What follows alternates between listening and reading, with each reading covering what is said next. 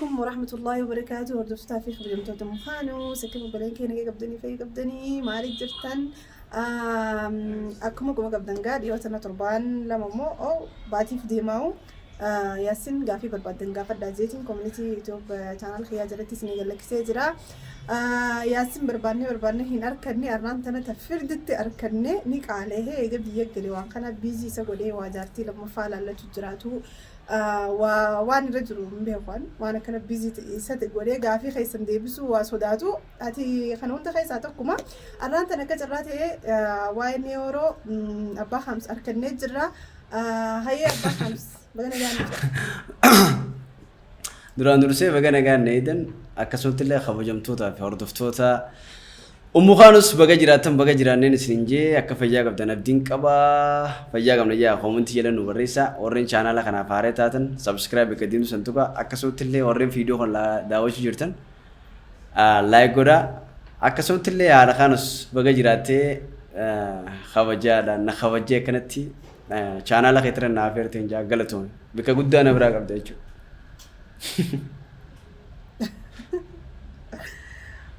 قلتهم يتلين كانت خبجمتين خبجي قبي خي خنا رتي عفيرمتي دياتو خيتيف وانا ميركا رتو في الدودة كوان نيرون تبيزي تاتيك علي تاتي فما ركونكو بقلتهم سنجاتين قلتهم فتشوكو ركونكو خنا لما قافي لي خنيا دبر وقافي لي وردفتو تاخيسا قافي anka kudhanii au kudha shanii takka ankuma yeroo nati nuuf geesse si gaafaddeetiin taaftee saaftu waan koomentii hedduu jala kan jecha hunda si gaafachuun hin mijaa'u hankuma awshirra kongo si gaafadha. Okay haa eegallu gaafiin jalqabaa eegalli irratti akkeettu abuukaanus jedhi yaami yoo inni si jala owwaate hanga biyyatti galte. Wai gafin da kafara na siyu marufte wallahi na mitini fita bonin disa gafi na masalfaci gawar hanga biyyatti galte namni si taqqase ni beeka jedhi gaafadhu. Okay eegaan biyyatti gale namni si taqqase ni beeka jette lakkiin hin taqqasne footoon hojii kaa malee dhugaa hin taqqasne maaliif jennaan faashinii taqqasiisuun hafee jira ni beektaa saniifu footoon hojii kaa malee nan footoon hojii kaa malee nan taqqas sin taqqasne ja. Okay gaafiin lammaffaa gaafiin koo maatii kee waliin wal nu barsiisii sin jaallaaftu maatii gisee jaannu mustariyaa wajjin moo eenyu wajjin laa faamilii xiyyaa fi keessa biyya jiru fabaananiiti malee mushaan na beekanii maatii biyya kanaa ni inshallah sun innoltu inshallah waliin isin barsiisaa. Okay galatoomaadha waan kana yaaddanii nu gaafattan. Okay gaafiin itti aanu assalaamu alaykum warahmatullahi wabarakatuh ani gaafiin kiyya yaasin maaliif mustariyaa gattee galta sinjaan gaafii takkafaati gaafii hedduu qabdi takkuma gaafii mustariyaa maaliif dhiistee galtaan waan biraatiif osoo hin ta'in anu hojiifin deeme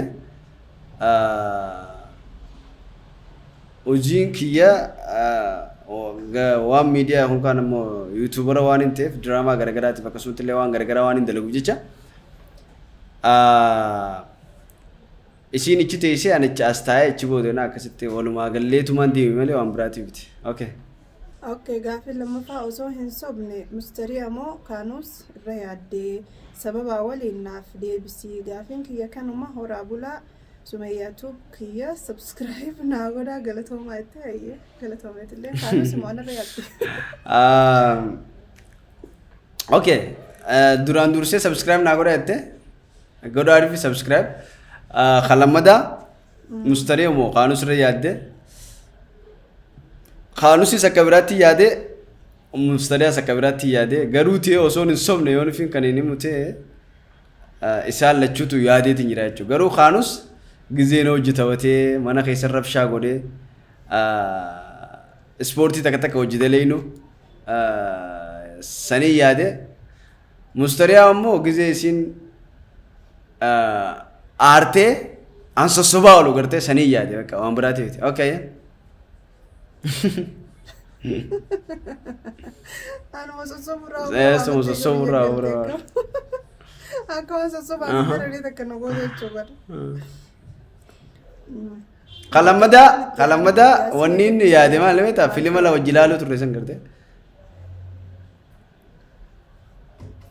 sinna turjumaanu ture afaan arabaatiin ammaan tana garuu qawmati yaalaalu jira namni yaa'u dide bakka sanumaafin siyaadadha okay okay yani waa hedduunis yaadadha hayyee gaafin itti aantu gaafin tiyya eega biyyatti galte mudannoon ati nam mudattu jettee hin yaadin ka si mudatte maalii gaafin tiyya tanumaa wallahi mudannoon ani nam mudattu jee kan yaade waan biraa osoo ta'in biyya namaa keessaan ture waggaa 14 akkana rakkina guddaa keessa dabarsinee akkasumatti illee olluma keenya Soomaaliin nu tuffachuu fi kan biraa Yemeniinis Arabooninis nu tuffatee san gubbaarraan nama keenya nama hedduu rakkisanii ilaa maneedaa keessatti hidhuu fi waa meeqa irratti raawwachuu bakka jireenya san stressiin nu qabeeti biyya keenya deebine garuu ta'ee biyya kiyya jee kan hin dhaadadhu yookaan kaan ammoo kan hin abdadhu keessatti gaafaan hidhamu san hidhamuutu nam mudattu jeeti yaade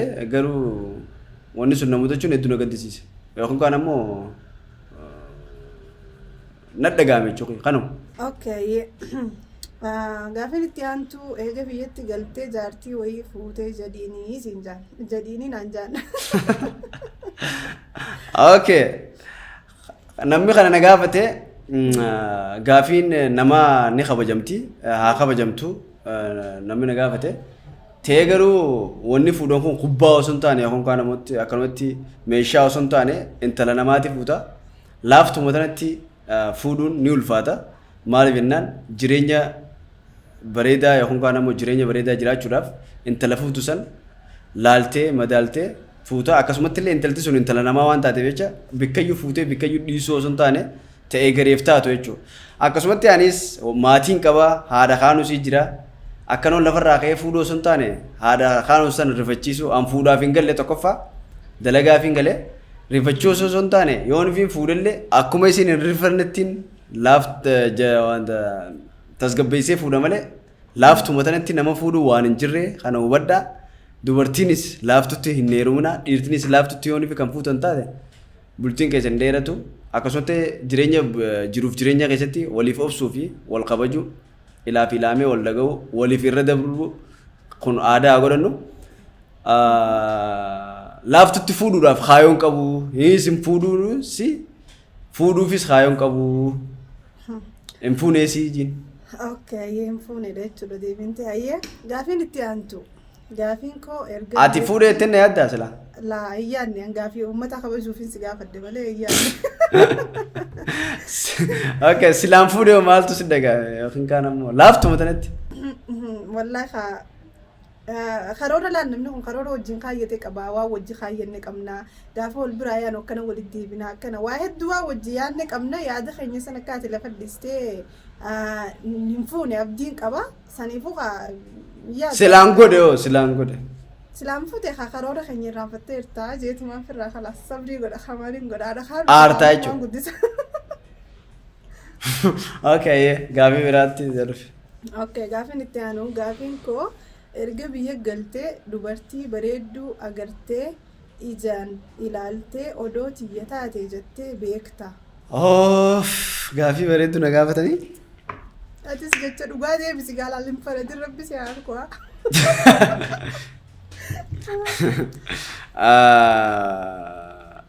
Wal fatanu jaama kani. Dhugaadha dubartiin Itoophiyaa eegaan dhufee waaw dubartii babbareedduu jira. Dubartiin Oromoodha dubartii babbareedduu sabboontota. Ayyee dabo. Haa ta'u garuu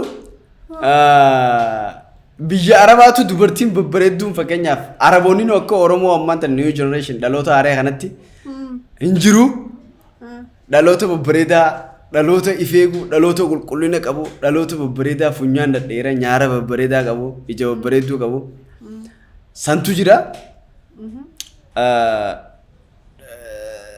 Dhaloota maalummaa isaatti yookaan ammoo maalummaa isaanitti of ittiin boonan dhaloota bareedaa jira. Ta'ee garuu silaatiyya taate jee taniin naa taate jee jirtu fuudheetiin jira. Yaadeesi garuu akkaan bikka yaade san yookaan ammoo aakshiin hin fudhanne mustariyaan na dura taa'aa jechuudha na dura mul'atte. akkasi. Yaaddee garuu. Jechuun way gurraatti ayyoo numa jaaniimi. Tana osoo dubbistuutu numa itti seeti ala alhamdulillah jeemee jaartii akkana tana qabaachuu kanaaf waati Ati bar jechuun ati bar naafaadha ayyaa. Gaafiin itti aantu ani gaafiin tiyya jaartii lammadaa yoo barbaadde obboleettii tiyya xiqqoon sii kennaa akkam jette jedhiini taphee muka akkam jiru eebbi garuu kun haadha kaan dubbistee obboleettii ta'e. Tunnaafata nuu deemti naafis kan nuuf hin deemtu. Isii waan nuuf deemtu zaayee kalaas. Jaartii lammadaan yoo barbaadde obboleettii tiyya xiqqoon sii kennaa yoo nuuf kan jettu taate mustaree uumaa hojjifitadhaa. Nama mustariyaan feetu malee nama mustariyaaf ta'e malee hin fuudhu waada seeneetiin jira kana. Kan mustariyaatti hin naarree ta mustariyaatti hin naafne seegalee isin galee ta mustariyaan feetu malee nama biraan fadhu jechuudha akkasiisaniifu nama mustariyaa kaayisii gammachiise gartee sammalee hin fuudhu waada kun. Somaan naan jeeme sa mustariyaa. Ayyee saati waan hin jiran jaam dhugaan godhate miti gaafitti aantu itti haadha barru ayyee akkanii fi gaafii sirri gaafannu akka yeroonis. Assalaamu alaikum warahmatullahi wabarakatuh. Yaasiin haalli biyyi keessa jiru akkuma feesbuuka irra oofan kanamoo akkamii nagaa qabaahii yamanitti deebuu ni yaaddaahii umkaanus fi kaanus hin yaadne. Kun gaafii ulfaataadha. Haalli biyyaa bareedaadha. Maaliif biitii fi akka fedhe taatus hin goomtu. Akka keessa jiruu fi kana warra poolitikaa yookaan kan ammoo warra siyaasaatiif dhiibna. Akkasi. Yamanitti deebuu yaadan qabda? Yamanitti deebuu yoo na deebistaniin deebi'a yookaan kan ammoo yaadan qabu. Hayyee gaafin ta'e sitti aantu assalaamu alaikum warahmatullahi wabarakatuh. Duraan dursee hedduun isin jaaladha. Gaafiin koo tokkoffaan eega asi galte gaafiin jaalalaa siif dhiyaattee ni beekti. Eegaa asi galte gaafiin jaalalaa naaf hin dhiyaanne. Okay. Gaafiin lammaffaa eega asi galte mustariyaa akkam waan wal bira jirtanii sitti fakkaatee mana amaan agartee jirta. Inni agarre. Wallahi takkaa mana amaan hin agarre. Mana amaan sin agarre gaa maarraan kijiba. Ati na agartee jirtaa? Si arge. Okay, bareeda an ammoo sin agarre. Okay, hayyee sadaffaa jireenyi kan yamanitti moo kan biyyaatti caalaa namatti tola gaafiin kiyya kanuma galatoomna.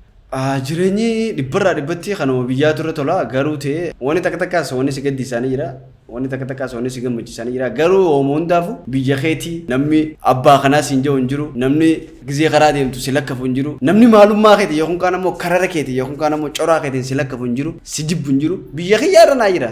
Yaa dhugaa keetii. Gara gaafii kan yaada barru. Gaafiin itti aantu mustariyaa teenya nuuf jiraaddu kaanus naaf dhungaddu wayyaa abshir. Gaafiin tiyya Yaasiin takkaffaa odoo biyyatti galtee osoo galuu baaddee jettee gaabbitee beektaa. Eega biyya galtee osoo galuu baaddee jettee gaadditee beeytaay mi? Gaddeetiin beeka maal jennaan keessattuu waggaa 14 kan beektaa eegaan biyya kanarraa ba'e biyya namaa keessa Somaaliyaa keessa rakkachuu akkasumatti illee Araboonni illee nu tuffachuu namni keenya maneedhaa keessa rakkachuu fi maneedhaa keessa waa hedduu ta'u ilaa nu gubuu ga'u garuu biyya kiyyaa jeetiin jireenya biyya namaa hacuuccaa biyya namaa san dhiisee dhufe biyya kiyyaa jee osoo mataa ol qabadhee deemu jiru badii takka malee akkasumatti qabee hidhame jechuudha. Eegaa gaafaanidhaa seenee nama na dubbisuuf kana akkasumatti illee maaliif akkaan hidhame eegannatti himuu dhaban boodaan halkan keessa ka'ee boo'ee jechi boodaan akkasitti hedduu takkaan gaddee jechuudha sanuma. Okay. Gaddeetiin jira. Okay. Ganaaf fuulduraaf rabbi waan akkanaas irraa haa qabu inshaallah. Ameen.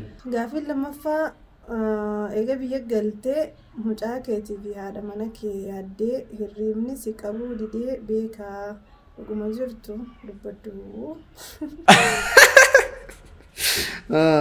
Gaafii jajjabduu na gaafatanii. Hirribni nan dide garuu yaadeetiin jira. Hirribni nan didne numaan rafee hirribuma keessatti yaade maaliif jennaan hirribni kanama didu yoonii fi isaan biyya rakkinni keessa jiru yookaan kaan ammoo dhugaadha Yamanis rakkinumaa jira yaa'ee jira. Haa ta'u garuu akkuma yaa'in jirtu sanitti illee biyya rahmata qabdu bilaatul imaan jaaniin biyya imaana qabdu jechuudha. Ta'ee garuu yaadee hirribni akkasii na didee gara gaggalee maarree sana hin jiru garuu numaan yaada. Amma jaalalti na qabuu deemte yootis namaan jaaladhee fuudhee ilmoo irraa dhalee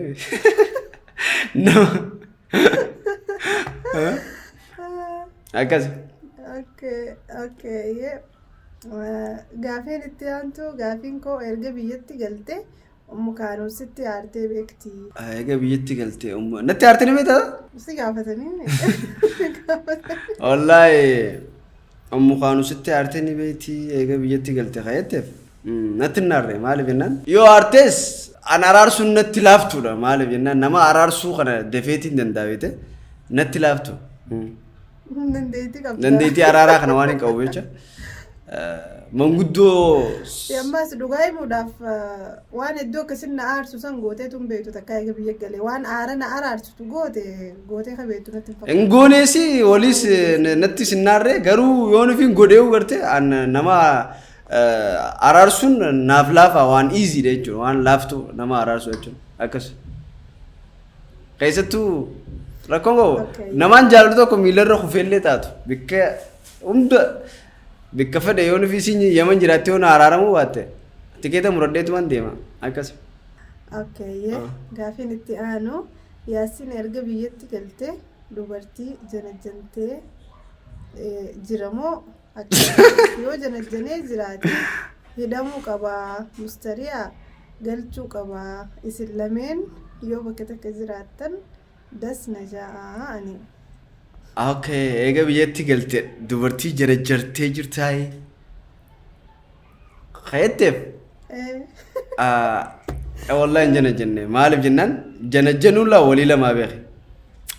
Fakkeenyaaf. Dhugaa hin janajjanne maaliif jennaan janajjanuu walii lama kalammadaa maasii biyya kana amma hangaduun teenya tara takka yoo nufiin torbaan tokko dirreedhaa taa'e torbaan tokko Harareen ta'a torbaan tokko Finfinneen ta'a deddeemuutu jira dalagaadhaaf hojii mijeessuudhaaf hojiitti jira saniifuu kana dura mul'atu ammoo hojiidha malee dubartii biti yookaan kaan ammoo nama tokko dalagaadhaaf wal qunnamtee yoo nufi isaan wal haasoinee yaaduma wal jijjiirachuudha malee janajjanee akkasitti osoon isaanuu hin janajjanan maaliif jennaan abbaa kaanus mustariyaa isa dhiistee dhuftee nuun jaan naaf saffaanis gisee karaara nu harkan dhalaan gisee noo garte Yaasanii fi saffaan isiniin jaaladha hedduun isin hordofan nuun jaanii boodara ayyaanii fi mustariyaa isa dhiistanii dhuftanii nuun jaan saniifuu bikkaa nuuf hin kanneen jechuudha gaaf tokko osoo karaara deemu jirruuti sakkana maaliif nuun jaanii yoo nu gaafachuu fedhan jaalalaas ta'e waa hundaa'u maaliif kallattiin nuuf hin dhufne kaanus kee guddatee jiraa fi afnaan guddattee jirti yookaan kaan nama mustariyaa maaliif ichi dhiistanii ayyaan illee maaliif ichi dhiistanii maaliif nuun jaan jenne akkasitti dubbanne jechuudha akkas haa. Inni dubbanne malee waan biraa yaanneeti biti ayyaan ammaasii ayyaan qofa qabaaddu ayyaan Maamad. Waan nama guddaa waan akkana yaaduu dhiistee jirtiiti. Gaafiin itti aantu duraan dursee assalaamu alaikum warahmatullahi wabarakaatu. Mustariyaa teenya nuuf jiraadhu abbaa mana kee kaanus waliin umrii dheeradhu amin amin. Gaafiin kiyya Yaasiin jiruun yoo haadha manaatti waliin jiraatte yookaan Yaman jiraatte moo erga biyyatti galte sitti tole.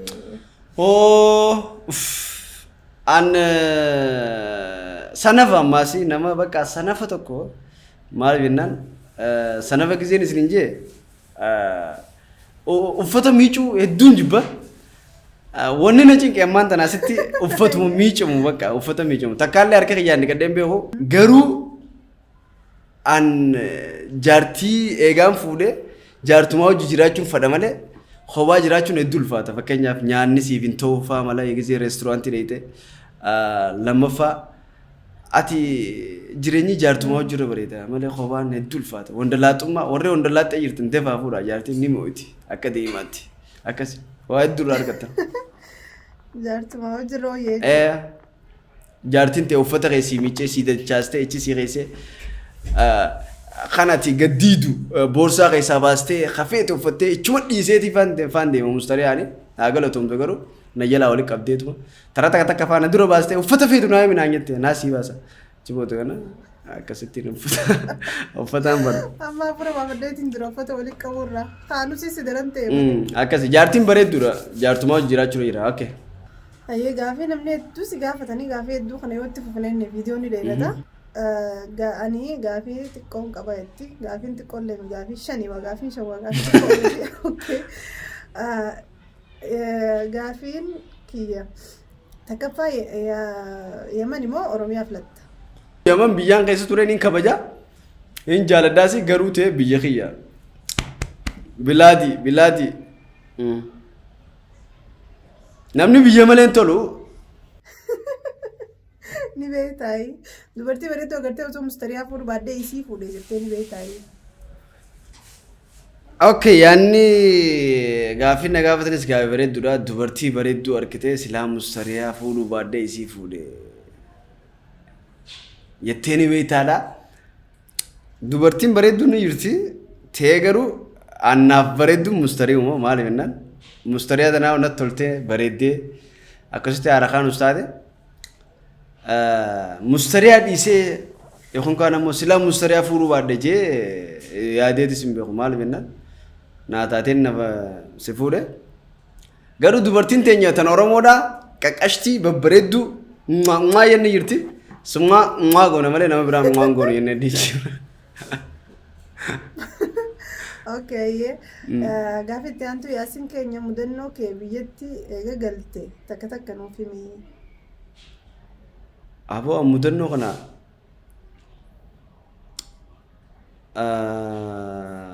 mudannoon biyyatti eegaan galee na mudattee haramaatti na mudattee ijoollee takkaatu nu booda deema. Naaf safaanii fiidiyoo waraabuu jira jechuun booda kana akkasitti tokko ijoolleen nama lama maal jaan laa gurbaa diraamaa dadhabsa maarree waliin jaan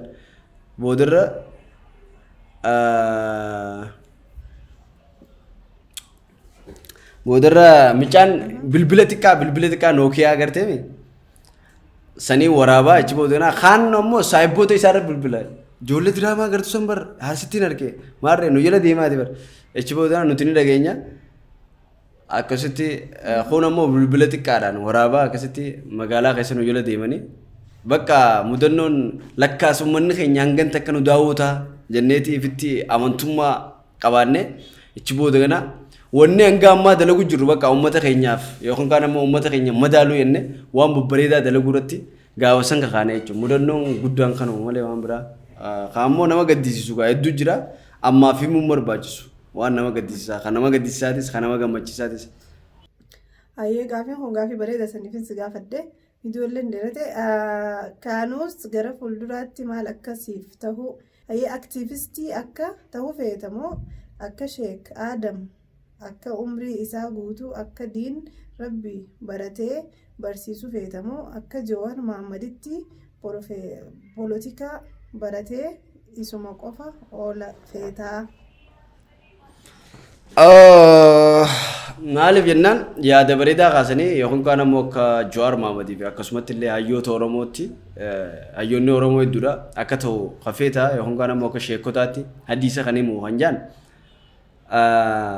tokkoffaa micaan kiyya akka polotikaa keessa seenuun fadhu maaliif jennaan yoo polotikaa keessa yookaan kaan ammoo siyaasaa keessa seenes akka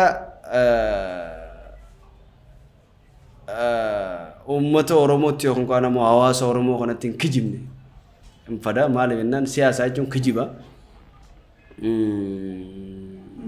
akka hin kijibne hin fada ta'ee garuu akka sheekataas yoo nufi ta'ee dhugaadhaa sheeka jechuun bakka bu'aa yookaan kaan ammoo asaabotaa fi nabiyyootaati maaliif jennaan eega nabiyyii fi alayhi salaatu wasalaam nabi Muhammadii fi akkasumatti illee nabiyyoonni eega du'an booda kan bikka bu'e asaabotaa eega asaabonni du'an booda warra aalimootaati jechuudha. Aalimoota jechuun bukka bu'oota nabiyyootaati fi asaabotaati bareedaadha. Haa ta'u garuu an wanniin micaa kiyyaan fadhu waan biraa osoo hin taane taphataa kubbaa miilaa yookiin kaan ammoo kan biraa iccitiidha. Haa ta'u taphataa kubbaa miilaa akkasumatti illee yooniif saba isaatiif kan qabsaa'u ta'e kan saba isaa dhugaan qabsaa'uuf kan saba isaa hammeenya isaa hin yaanne kan saba isaatiif waan gaarii wareegama kannu dantaa isaa dura kan dantaa uummata duursu saniin ta'uu fadha. Maaliif jennaan uummanni Oromoodhaa wanni dhabe ammaan tana nama dantaa isaa dura dantaa uummataa duursu dhabe. Maaliif uummanni Oromoodhaa kana dhabe saniifuu akkasumatti illee gamanaan hayyoota Oromoo dantaa keessatti dura dantaa uummataa duursaan jaanii kanumaan jaa taphataa kubbaa miilaa akka ta'uun fadha. Okay, taphataa kubbaa miilaa akka ta'uun feeta. Gaafii tana reefullee irraa dubbatteerta. Yeroo hidhamtu san maaltu sitti dhagahamee ni baha jettee yaadde moo hamileen kee cabee jettee yaadde yookaan eenyu yaadatte kaanuus immoo mustariyaa ija dura si dhufe eega mana hidhaa seente gaafiin kiyya kanumaa. Manni hidhaan ani itti hidhame biyya kiyya. Maaliif jennaan manni hidhaan ani itti hidhame biyya kiyya hedduu nallee iyyaachifne yookiin kaan ammoo nallee irrifachiifne sababni namni na hidhees afaan Oromoo dubbata. Anis afaan Oromootiin dubbadha. Namnummaan na hidhe sunuu afaan Oromootiin poolisoonni na qabee na hidhuun sunuu hedduu das na yookiin kaan ammoo na gammachise. Duratti gaafa nama hidhan minnoo anta naa minaamin jaanii abboota keenya hidhuu jiranii turanii garuu warraan tana aboo eessa deemta bookottu jaaniitii nama hidhanii nama Oromoon na hidhe waan biraatiif na hidhine nageenyu biyyaatiif na hidhe. Haa ta'u garuu namni afaan Oromoo na hidhuufu hedduun gammadaa jechuudha. Abboota keenya ammoo fi ammaasii manguddoota keenya kan duratti afaan Amaaraatiin arrabsaa dhiitaa kolaasaa turanii har'aan tana afaan Oromootiin hidhamuu hedduu na gammachisa. Nan gaddisiisu hedduu. Okay, gaafin keenya gama xumuraa dhufee jira. Obboleettiin ta'ee takka obboleessa keenya takka ta'uu sin beeku Zubeedaa yaa dhaamsa tokko sii dhaamte kattiin akkiraati. Assalaamu alaikum warahmatullahi wabarakatuh. Ani gaafii hin qabu sin jette garuu Yaasin dhaamsaan qaba. Dhaamsi kiyya akkas jedha. Yaasin mustariyaa yookaan kaanus jabeeffadhu jabaa ofii abbaatu jabeeffata. Maashaallah tabarakallah ilaafi kaanus. Sanammaa galatoomin jaan obboleettii jaan akkumaan jabeesseetiin jira qabeetiin jira ummukaanus hedduun jabeeffadha. Saniifuu hin yaaddeenaa du'aama godhaa isin. Atis haadha mana kiyyaa ta'uudhaaf galatoomin sin jaan. Hayyeegaa atilleen asirra nu dhiyaattee nu affeeramuu fedhi fedhus akka galatoomee hordoftoota keenya gaafiileen isin gaafattan gaafii hedduudha. Gaafiilee hedduu san keessaa garuu waan yeroon viidiyoon isin dheeratuuf gaafiilee hunda gaafachuudhaaf amma kunuu deeqaa 40 tahaa walii galee jechuudha. Saniifuu waan hedduu dheerateef hanqanumattiin isinirraa xumuree inshaallah yoo yeroo qabaanne inshaallah yeroo biraa amata takka lama booda gaafiif deebii yoo walitti dhufnee wajji goonee fi ammoo anuma asirraa godhe inni achirraa na godhes walitti deebinus inshaallah. Saniifuu kanuma fakkaata Yaasin yaada kee kattiin xumuraa hordoftoota dhaamtuu naafis dhaamtuu kaanusiifis Oromoofis hundaafuu. Kan duraan dursee micaa jabeessii waa barsiisii haadhaatu waa barsiisaa jedhanii ijoollee hanga dandeessun hanga barattee waa barsiisii akkasumatti illee amala bareedaa akka horatu idin loliniin gorsii micaa kiyya. Kanaan jaa kan lammadaa ammaasii hordoftootaa fi kabajamtoota keenya waan yeroo keessan nu kennitanii yookiin kaan ammoo nu kabajanii nu daawwachaa jirtaniif horaa bulaa deebanaa galatoomaan isin jaa bakka jirtanitti fayyaa rabbi isinitti haa ta'u. Akkasumatti illee dhiyoo tana obboleen keenya kan Suudii keessatti hidhamaa jiran dhiifama nu godhaa viidiyoo gizee duloo eegalullee hin kaafne garuu haati kaanusiif hunkuunfaan sagalee ta'aniif jiranii ani waan miidiyaarran turiniif jecha bilbilli kiyya yeroodhaaf waa ta'eeti intarneetirran turre.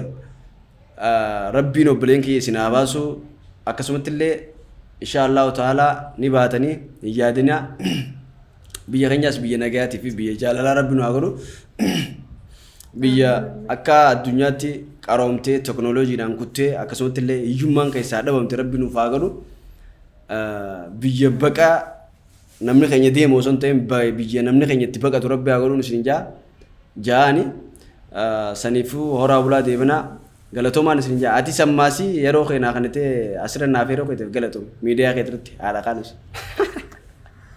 Ayyee Yaasin Oro galatoome bahanus nagatti walit deebinaa ayyar dustaa fi komentota keenya viidiyoon keenya kaarranta na kanuma fakkaata gaafillee teessan hunda gaafachuu baadhus hanqaf muraasa irraa gaafaddeetiin jira akka isinitti tole inshaallah gaa rabbi wajjin abdiidhaan qabaa saniif waliin gaafii teessan hin gaafatanis asumaan dhiifama naaf godhaan isinin jaa waan viidiyoon dheerateef gaafii nama hundaa gaafachuu dandeessi gaafuma ijoo takkaan keessaa gaafadde akkasii ayyaa bahanus nagatti hordoftaa fi komentota keenya assalaamu alaikum warahmatullaahi wabarakaatuh.